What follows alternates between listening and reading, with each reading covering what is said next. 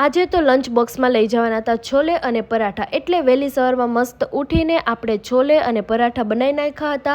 અને હા, તમારી લોકોની બહુ કમેન્ટ હોય છે કે દી તમે શું વર્ક કરો છો, તમે શું જોબ કરો છો, ક્યાં જોબ કરો છો.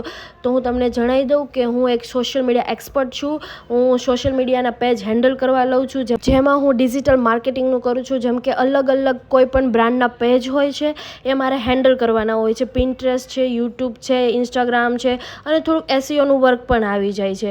તો બસ આખા દિવસમાં મારું કામ આટલું જ હોય છે. અને હા, હું બ્લોગિંગ પણ કરું છું અને વ્લોગ બનાવું છું અને જોબ કરું છું, 2 કામ કરું છું. પછી પરાઠા બની ગયા હતા, ઓફિસ જવા માટે નીકળી પણ ગયા હતા, ઓફિસે પહોંચી પણ ગયા હતા.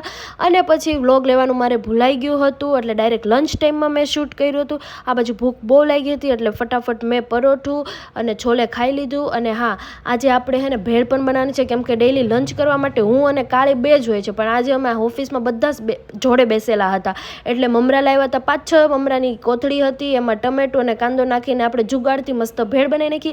બસ આવી રીતે આપણે ભેળ બનાવી અને ખાધી.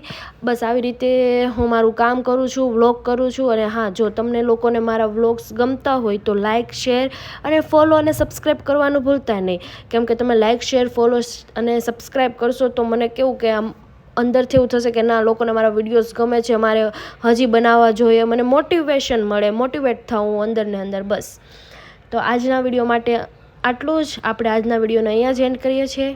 બાય.